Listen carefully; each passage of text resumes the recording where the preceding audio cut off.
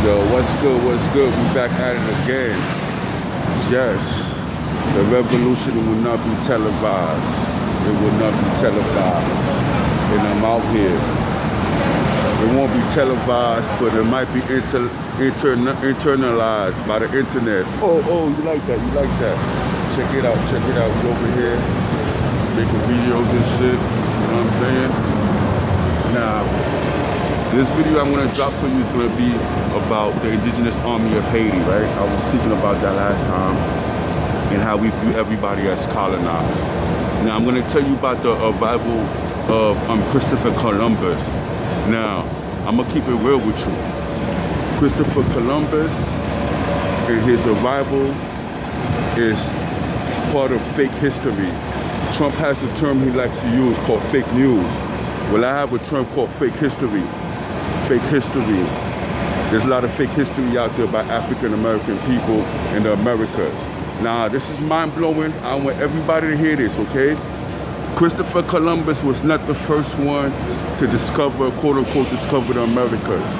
He was not the first one to discover the Americas. You know why he wasn't the first one to discover the Americas? Because somebody came before him. It's a lie. That's fake history. That's fake history. White history is fake history when it comes to the Americans and black people. I'm telling you again, they're lying to you. You know who's the first to cross the Americas and quote-unquote discover it? The earliest record is Mansa Musa. Not him particularly, but Mansa Musa was the richest man in the world. And his predecessor was Abu Bakari. Abu Bakari vacated his throne just to make a trip to the Americas. Abu Bakari. He was the predecessor to Mansa Musa. Yeah, it's the realest revolutionary telling you this, you know what I'm saying?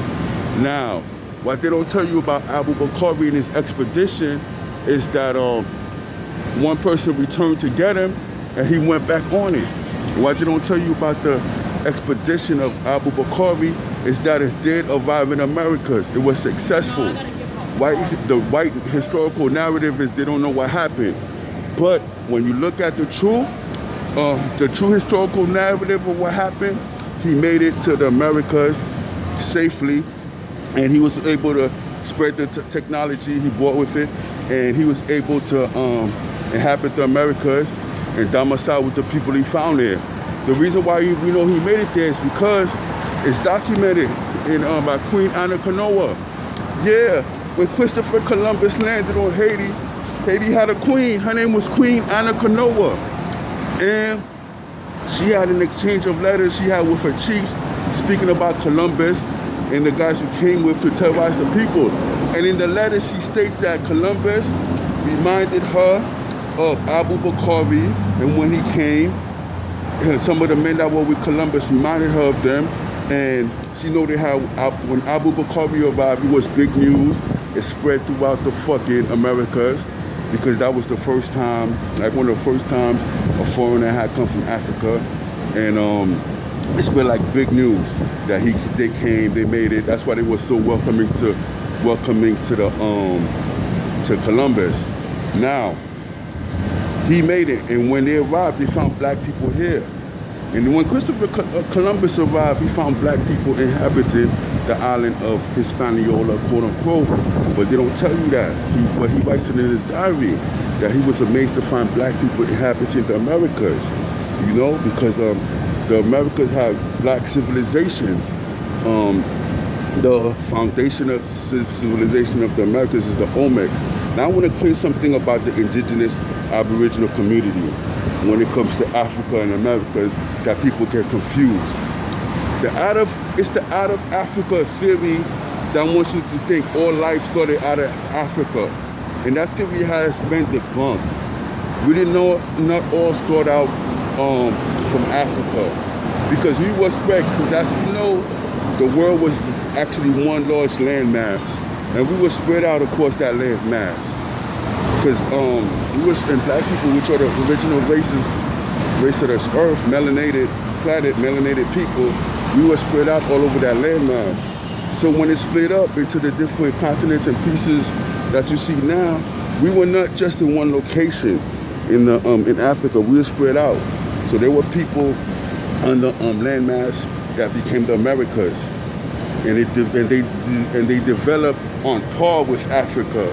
So that's the confusion everybody has to get out of their head. That's the white narrative, historical narrative, that all black people came out of Africa because they've been utilizing Africa as a colonial piece. Africa's colonized, and they used the history of Africa to colonize us. You know, like Africa's mentally colonized ever since the Berlin Conference. It's been mentally colonized, but we won't get into Africa now. But yeah, you have to be careful because Africa doesn't even fight the narrative. Africans don't even know their true history, because for them to be they're all taught European history in their schools, and for them to allow the historical narrative that the Europeans give us, and they were involved in the slave trade, because if you have to study Negro land, there's a Negro land in Africa, I think it was near Guinea, where they used to take people, the Dutch East India Company, they used to take people from the Americas over there and breed them and bring them back here. So yeah, so to make a long story short, yeah, there were people inhabiting the Americas, and the way it worked was South America had the, back then South America had the greatest civilizations, was like the capital. That's why Spain went for South America first. But North America had black civilizations in the North Coast and the West Coast. And that's the news I'm gonna drop for now. I'm gonna hit you next. Peace.